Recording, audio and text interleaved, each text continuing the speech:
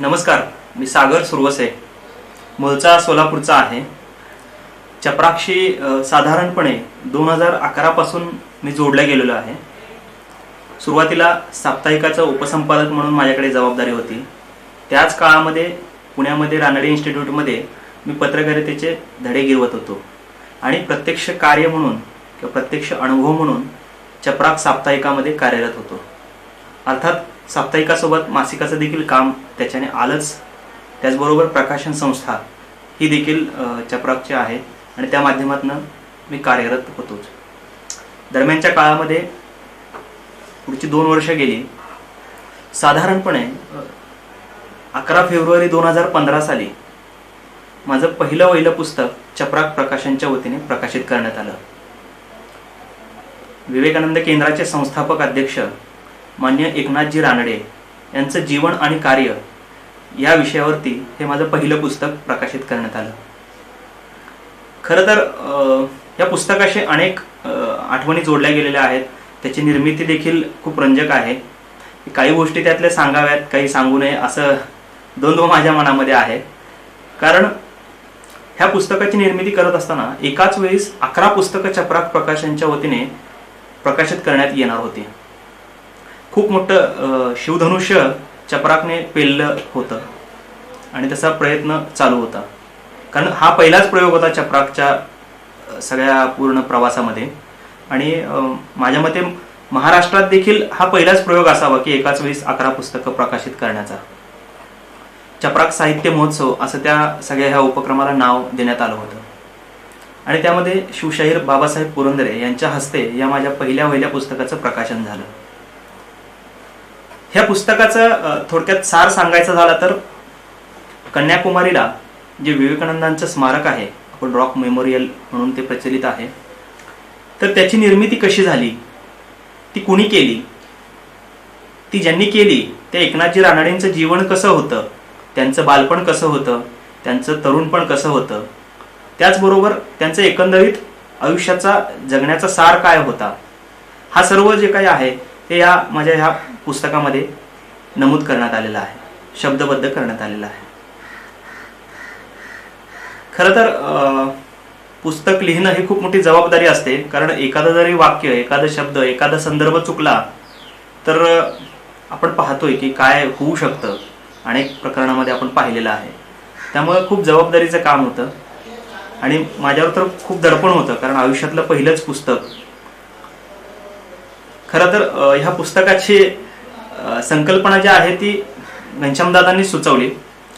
कारण 2015 साली 15-16च्या दरम्यानच्या काळामध्ये एकनाथजींचं जन्मशताब्दी वर्ष सुरू होतं आणि त्या दरम्यानच्या काळातच हे पुस्तक लिहिण्याचा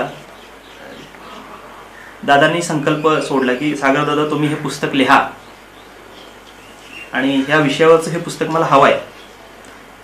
एकनाथजींचं विवेकानंद केंद्राचा कार्यकर्ता म्हणून मागच्या अनेक वर्षांपासून कार्यरत होतोच. एकनाथजींचे अनेक जे काही पुस्तकं असतील किंवा त्यांच्यावरती जे काही लेक्चर्स आहेत, जी व्याख्यानं आहेत, ती ऐकली होती.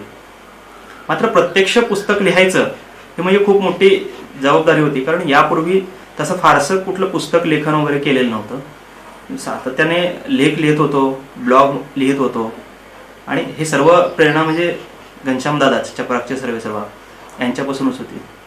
त्यांनी सांगितलं की सागरदादा, तुम्ही लिहू शकता हे पुस्तक, तुम्हाला काही फार अवघड नाही आहे. त्यांनी सांगितल्यानंतर तिथून माझ्या डोक्यात चक्र सुरू झाली. मी पुन्हा एकदा पूर्ण साहित्य वाचून काढलं एकनाथजींचं. मराठीमध्ये असेल, इंग्रजीमध्ये असेल, ते साहित्य वाचलं आणि डोक्यात फिक्स होतं की काय आपल्याला द्यायचं आहे, किती द्यायचं आहे आणि आपली मर्यादाही माहिती होती लेखनाच्या. हे सर्व असताना आपल्याला आश्चर्य वाटेल, कदा आपण वैयक्तिक घनश्यामदादांना भेटल्यावर देखील विचारा की हे पुस्तक जे लिहिलं ते तब्बल 1.5 दिवसामध्ये हे पुस्तक लिहिलेलं आहे.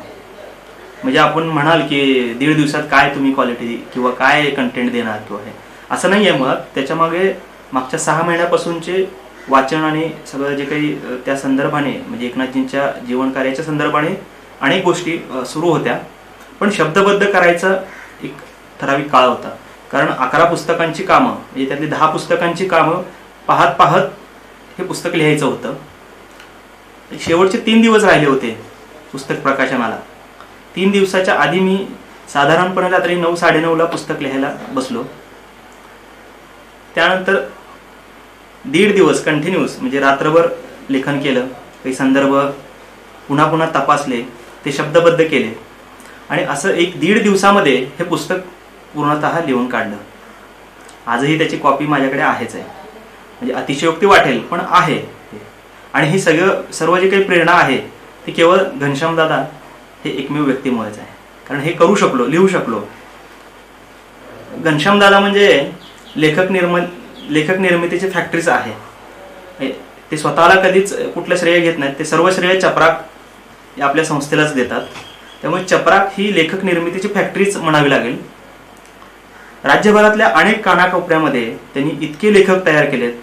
गेल्या जवळपास 13-14 वर्षाच्या कालावधीमध्ये त्यांनी आपल्या साप्ताहिकाच्या माध्यमातून असेल किंवा मासिकाच्या माध्यमातून अनेक ग्रामीण भागातले ज्यांचं लेखन छापून येईल अशी त्यांनी त्यांच्या आयुष्यात कधीच कल्पना केलेली नाहीये.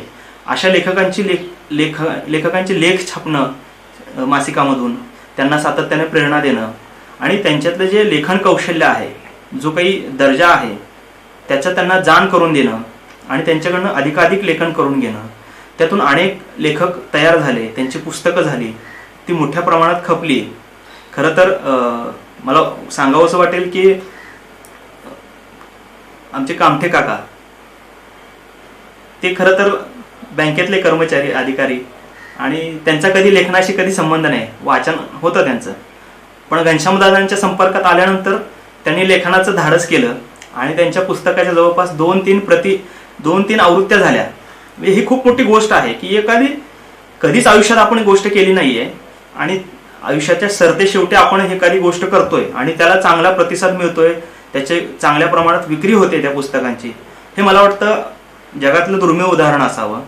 आपण आचार्य अत्रेंचं पाहिलं की 40व्या वर्षानंतर त्यांनी आपल्या लिखाणाला सुरुवात केली आणि संपूर्ण महाराष्ट्र हलवून ठेवला. मात्र 60 वर्षानंतर अशा पद्धतीने लेखन करतात आणि ते लोकप्रिय होतं, त्याच्या आवृत्त्या होतात. ही किमया केवळ चपराक प्रकाशन संस्थाच करू शकते, यावरती मला ठाम विश्वास आहे. दादांच्या म्हणजे घनश्यामदादांच्या डोक्यामध्ये कायम काहीतरी नवीन नाविन्यपूर्ण कल्पना असतात.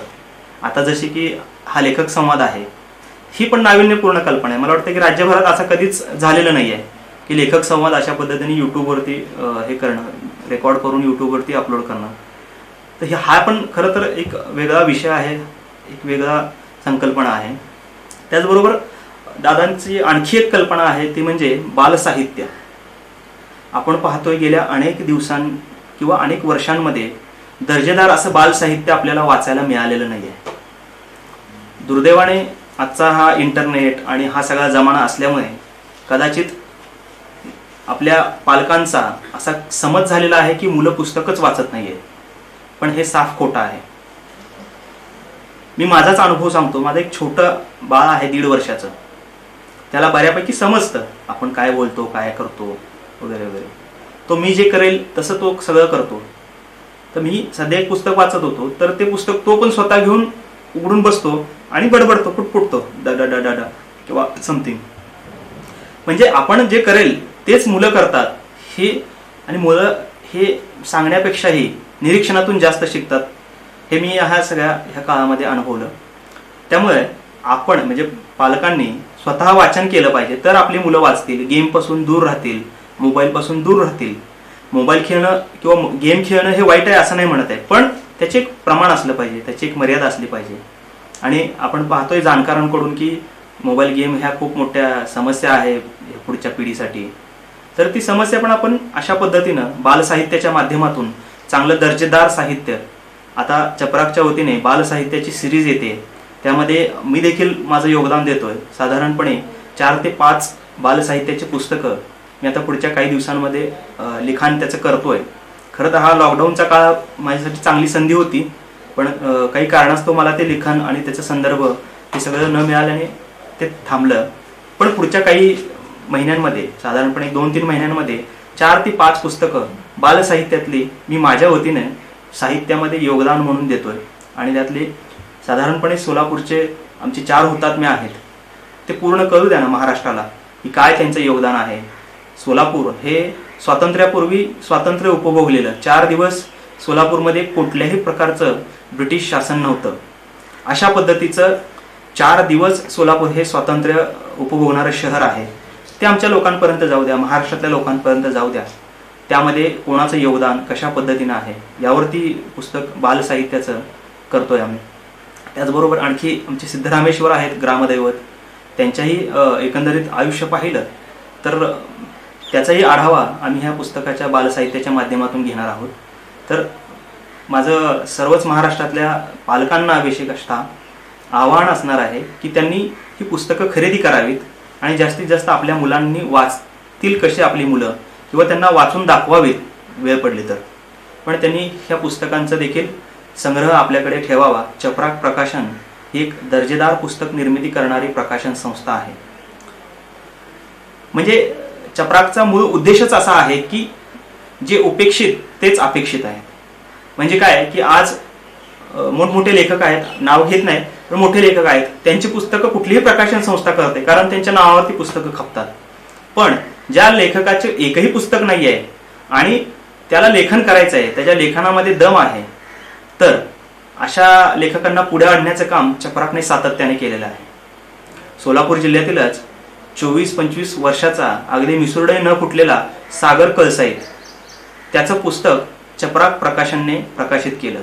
त्यापूर्वीचे त्याचे अनुभव प्रचंड वाईट होते. एका महाशयांनी, म्हणजे खूप मोठी प्रकाशन संस्था आहे पुण्यातली, त्यांनी तर त्याचं साहित्य चक्क रस्त्यावर फेकून दिलं. अशी वाईट अवस्था जी आहे किंवा अशी वाईट वागणूक जी आहे ती लेखकांना महाराष्ट्रामध्ये अनुभवायला मिळते. आणि मग चपराक प्रकाशनच्या घनश्याम पाटील सरांना ही गोष्ट माहिती झाली आणि त्यांनी ह्या लेखकाचं साहित्य मागून घेतलं, त्याला बोलवलं, त्याची भूमिका काय आहे त्यामागची, आणि त्यानंतर ते साहित्य वाचून काढलं. तुम्हाला सांगतो, आज त्याच्या 5 ते 6 आवृत्त्या निघालेल्या आहेत. त्याच्यावर चित्रपट निर्मितीसाठीचं पण काम सुरू आहे. पण एखादा 24 वर्षाचा लेखक जर इतक्या ताकदीचं लेखन लिहू शकतो आणि त्याला केवळ चपराक हे एकमेवच व्यासपीठ आहे, त्यामुळे महाराष्ट्रातल्या सर्व लेखकांना माझं आवाहन आहे की त्यांनी आपलं साहित्य ज्याच्यामध्ये दर्जा आहे, कंटेंट आहे, तर ते आपण घनश्याम दादांकडे, चपराक प्रकाशनकडे आवर्जून पाठवावं. त्याचबरोबर आता सगळ्यात महत्त्वाचं म्हणजे दिवाळी अंकाचं काम सुरू आहे. खूप मोठा दिवाळी अंक दरवर्षी चपराक प्रकाशनच्या वतीने साहित्य चपराक मासिकाच्या माध्यमातून प्रकाशित केला जातो. तर यावर्षी देखील लॉकडाऊन किंवा ह्या सगळे कारणं अनेक प्रकाशक देतील किंवा अनेक मासिकाचे संपादक देतील. मात्र चपराक प्रकाशनने ठरवले की यावर्षीचाही अंक दी बेस्ट असणार आहे. अतिशय जबरदस्त कंटेंट आणि अतिशय मेहनत घेऊन केलेला हा अंक, आता सध्या त्याची अंकाची निर्मिती देखील चालू आहे. तर महाराष्ट्रातील सर्व कानाकोपऱ्यातील लेखकांना माझं आवाहन आहे की त्यांनी आपलं लेखन चपराकच्या कार्यालयात पाठवावं. त्यावरती आपल्याला त्यांच्या प्रतिक्रिया येतीलच, पण आपण आपलं लेखन पाठवावं असं मी आवाहन आपल्याला करतो आणि तुर्तास इथेच थांबतो. धन्यवाद.